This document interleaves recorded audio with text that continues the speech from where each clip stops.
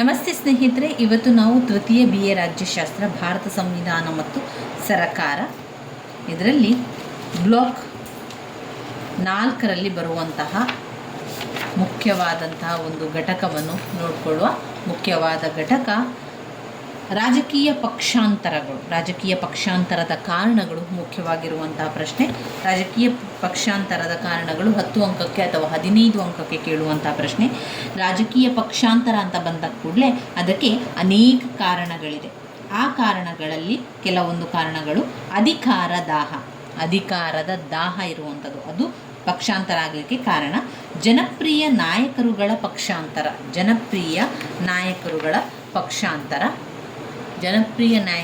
ಪಕ್ಷಾಂತರ, ತತ್ವರಹಿತ ರಾಜಕೀಯ ಮೈತ್ರಿ, ಪಕ್ಷಗಳಲ್ಲಿನ ಗುಂಪುಗಾರಿಕೆ, ತಾತ್ವಿಕ ಬದ್ಧತೆ ಇಲ್ಲದ್ದು, ಅಲ್ಪಸಂಖ್ಯಾತರ ಸರಕಾರಗಳು, ಕಾಂಗ್ರೆಸ್ ಪಕ್ಷದ ಪ್ರಾಬಲ್ಯತೆ ಕಡಿಮೆಯಾದರೂ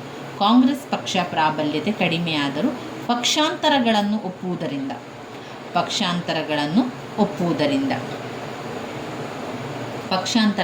ಒಪ್ಪುವುದರಿಂದ ಇವಿಷ್ಟು ನಮ್ಮ ಪಕ್ಷಾಂತರಕ್ಕೆ ಕಾರಣಗಳಾಗಿದೆ. ಪಕ್ಷಾಂತರಕ್ಕೆ ಕಾರಣಗಳನ್ನು ಮೊದಲಿಗೆ ಪಾಯಿಂಟ್ಸ್ಗಳನ್ನು ಸರಿಯಾಗಿ ತಿಳ್ಕೊಳ್ಳುವ. ಅಧಿಕಾರ ದಾಹ, 1 ಅಧಿಕಾರ ದಾಹ, 2 ಜನಪ್ರಿಯ ನಾಯಕರುಗಳ ಪಕ್ಷಾಂತರ,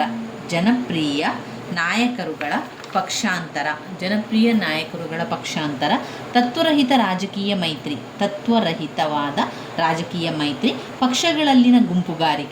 ಪಕ್ಷಗಳಲ್ಲಿನ ಗುಂಪುಗಾರಿಕೆ, ತಾತ್ವಿಕ ಬದ್ಧತೆ ಇಲ್ಲದ್ದು, ಅಲ್ಪಸಂಖ್ಯಾತರ ಸರಕಾರಗಳು,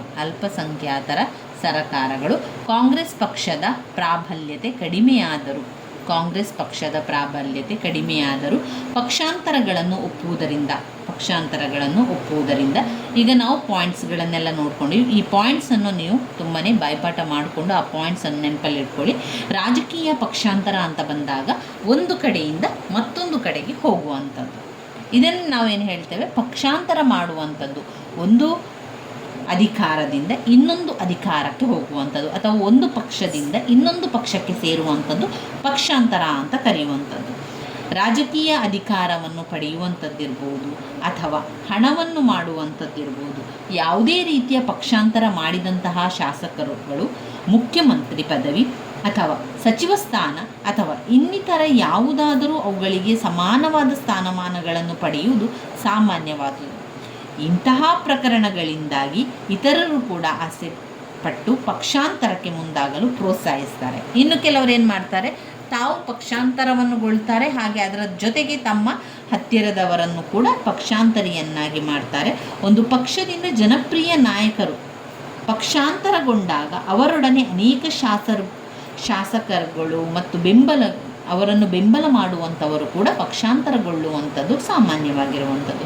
ಉದಾಹರಣೆಗೆ ಜನಜೀವನ್ ರಾಮ್ರವರು, ಚರಣ್ ಸಿಂಗರವರು, ಚಂದ್ರಶೇಖರ್ ಅವರು ಪಕ್ಷಾಂತರ ಮಾಡಿದಾಗ ಅನೇಕ ಸಂಸತ್ತು ಸದಸ್ಯರುಗಳು ಹಾಗೂ ಶಾಸನಗಳು ಪಕ್ಷಾಂತರಗೊಂಡರು. ಇದೇ ರೀತಿ ರಾಜ್ಯಗಳಲ್ಲಿಯೂ ಮಹಾರಾಷ್ಟ್ರದಲ್ಲಿ ಶರದ್ ಪವಾರ್, ಹರಿಯಾಣದಲ್ಲಿ ಭಜನೆ ಲಾಲ್, ಮಧ್ಯಪ್ರದೇಶದಲ್ಲಿ GS ಸಿಂಗ್ ಮೊದಲಾದವರು ಪಕ್ಷ ಬದಲಾಯಿಸಿದರು ಹಾಗೂ ಅನೇಕರು ಪಕ್ಷಾಂತರಗೊಂಡರು.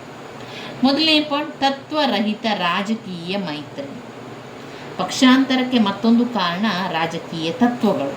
ಅವುಗಳ ಮೌಲ್ಯಗಳಿಗೆ ಮಾನ್ಯತೆ ಇಲ್ಲದೆ ಅವಕಾಶವಾದಿ ರಾಜಕೀಯಕ್ಕೆ ಮಾನ್ಯತೆ ದೊರಕದಿರುವುದರಿಂದ ಯಾವುದೇ ರೀತಿಯ ಹೊಂದಾಣಿಕೆ ಮತ್ತು ಮೈತ್ರಿಗೆ ಮುಂದಾಗುವುದು ಸರ್ವೇ ಸಾಮಾನ್ಯ. ಇದೊಂದು ರೀತಿಯ ರಾಜಕೀಯ ಮಾರುಕಟ್ಟೆಯಂಥದ್ದಾಗಿದ್ದು ಇದರಲ್ಲಿ ಶಾಸಕರು ಮಾರಾಟ ವಸ್ತುಗಳಂತಿದ್ದು ಯಾರು ಬೇಕಾದರೂ ಕೊಂಡುಕೊಳ್ಳಬಹುದು ಎಂಬಂತಹ ಪರಿಸ್ಥಿತಿ ನಿರ್ಮಾಣವಾಗಿದೆ. 2ನೇ ಪಾಯಿಂಟ್, ಪಕ್ಷಗಳಲ್ಲಿನ ಆಂತರಿಕ ಗುಂಪುಗಾರಿಕೆ.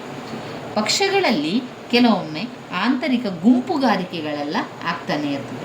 ಈ ಒಂದು ಗುಂಪುಗಾರಿಕೆಗಳಿಂದ ಪಕ್ಷವು ಅಭ್ಯರ್ಥಿಗಳನ್ನು ಆಯ್ಕೆ ಮಾಡುವಾಗ ಅಥವಾ ಸರಕಾರ ರಚಿಸುವಾಗ ಅಥವಾ ಪಕ್ಷ ಸಂಘಟನೆಯಲ್ಲಿ ಸ್ಥಾನ ಪಡೆಯುವಾಗ ಈ ಗುಂಪುಗಳ ನಡುವೆ ಭಿನ್ನಾಭಿಪ್ರಾಯ ಮೂಡಿ ಅಸಮಾಧಾನಗೊಂಡ ಗುಂಪು ಅಥವಾ ವ್ಯಕ್ತಿಗಳು ಪಕ್ಷಾಂತರಗೊಳ್ಳುವಂತಹ ಸಂಭವಗಳು ಹೆಚ್ಚಿರುವಂಥದ್ದು.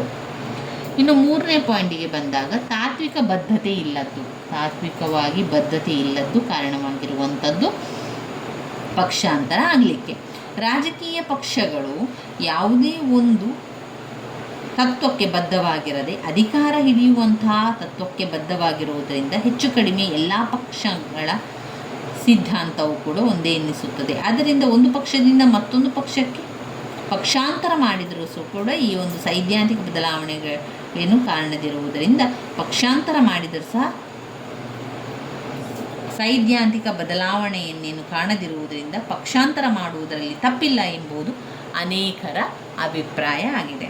ಇನ್ನು ಅಲ್ಪಸಂಖ್ಯಾತರ ಸರ್ಕಾರ, 4ನೇ ಪಾಯಿಂಟ್, ಅಲ್ಪಸಂಖ್ಯಾತರ ಸರಕಾರಗಳು. ಅಲ್ಪಸಂಖ್ಯಾತರ ಸರಕಾರಗಳು ಅಂತ ಬಂದಾಗ ಅಲ್ಲಿ ಯಾವುದೇ ಪಕ್ಷಕ್ಕೆ ಕೂಡ ಸರಕಾರ ರಚಿಸಲು ಬಹುಮತ ಬರದೆ ಹೆಚ್ಚು ಸ್ಥಾನಗಳಿರುವ ಪಕ್ಷ ಅಥವಾ ಕೆಲವು ಪಕ್ಷ ಮೈತ್ರಿಗಳ ಮುಖಾಂತರ ಸರಕಾರ ರಚಿಸುವಾಗ ಅದು ಸಾಮಾನ್ಯ ಸಂದರ್ಭದಲ್ಲಿ ಅಲ್ಪಸಂಖ್ಯಾತ ಸರ್ಕಾರವು ಬಹು ಸಂಖ್ಯಾತ ಸರಕಾರವಾಗಲು ಯತ್ನಿಸಿ ಪಕ್ಷಾಂತರಕ್ಕೆ ಆದ್ಯತೆಯನ್ನು ನೀಡುತ್ತದೆ.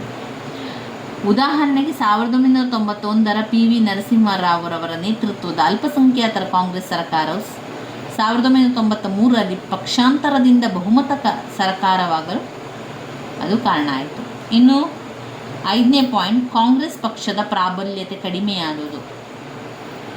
ಕಾಂಗ್ರೆಸ್ ಪಕ್ಷದ ಪ್ರಾಬಲ್ಯತೆ ಕಡಿಮೆ ಆಗಿರುವಂಥದ್ದು 1967ರವರೆಗೆ ಭಾರತೀಯ ರಾಜಕೀಯದಲ್ಲಿ ಕಾಂಗ್ರೆಸ್ ಪಕ್ಷ ಕೇಂದ್ರ ಹಾಗೂ ರಾಜ್ಯಗಳಲ್ಲಿ ತನ್ನ ಪ್ರಾಬಲ್ಯತೆಯನ್ನು ಹೊಂದಿದ್ದು 1967ರ ನಂತರ ಅನೇಕ ರಾಜ್ಯಗಳಲ್ಲಿ ಕಾಂಗ್ರೆಸ್ಸೇತರ ಪಕ್ಷಗಳು ಪ್ರಾಬಲ್ಯಗೊಂಡು ಇವು ಕೆಲವು ರಾಜ್ಯಗಳಲ್ಲಿ ಸಮ್ಮಿಶ್ರ ಸರ್ಕಾರಗಳಾಗಿ ರಚಿಸಿರುವಂಥದ್ದು ಕೂಡ ಇದೆ. ಆ ಮೂಲಕ ಅಧಿಕಾರಕ್ಕೆ ಬಂದವಾದರೂ ಸ್ಥಿರತೆ ಇಲ್ಲದೆ ಪಕ್ಷಾಂತರಕ್ಕೆ ಹೆಚ್ಚಿನ ಆದ್ಯತೆ ದೊರಕಲಾರಂಭಿಸಿತು. ಅಂದರೆ ಕಾಂಗ್ರೆಸ್ ಪಕ್ಷವು ಪಕ್ಷಾಂತರದ ಮೂಲಕ ಈ ಸರ್ಕಾರಗಳನ್ನು ಪತನಗೊಳಿಸಲು ಯತ್ನಿಸಲಾರಂಭಿಸಿತು.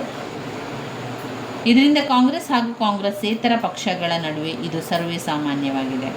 ಇನ್ನು ಕೊನೆಯ ಪಾಯಿಂಟ್, ಪಕ್ಷಾಂತರಿಗಳನ್ನು ಸ್ವೀಕರಿಸಿ.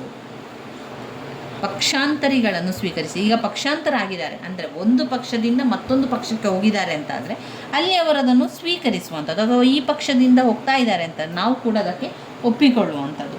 ಪಕ್ಷಾಂತರಿಗಳು ಎಂಬುದು ಮತದಾರರಿಗೆ ತಿಳಿದಿದ್ದರೂ ಸಹ ಅವರನ್ನು ಬೆಂಬಲಿಸುವಂತಹ ಪರಿಸ್ಥಿತಿ ನಮ್ಮಲ್ಲಿರುವುದರಿಂದ ರಾಜಕಾರಣಿಗಳು ಪಕ್ಷಾಂತರವನ್ನು ಮಾಡಲು ಯಾವುದೇ ರೀತಿಯ ಮುಜುಗರವನ್ನು ಪಡೆಯದಂಥ ಪರಿಸ್ಥಿತಿ ಕೂಡ ಹೋಗ್ತದೆ. ಆದ ಕಾರಣ ಈ ರಾಜಕಾರಣಿಗಳೇನು ಮಾಡ್ತಾರೆ, ಪಕ್ಷಾಂತರಿಗಳಾಗ್ತಾರೆ. ಒಂದು ಪಕ್ಷದಿಂದ ಇನ್ನೊಂದು ಪಕ್ಷಕ್ಕೆ ಅವರು ಸಂಚರಿಸ್ತಾನೆ ಇರ್ತಾರೆ. ಹೀಗಾಗಿ ಪಕ್ಷಾಂತರವು ಅನೇಕ ಕಾರಣಗಳನ್ನು ಹೊಂದಿದೆ, ಬೇರೆ ಬೇರೆ ಕಾರಣಗಳನ್ನು ಹೊಂದಿದೆ. ಅಷ್ಟೇ ಅಲ್ಲದೆ ಪಕ್ಷಾಂತರವು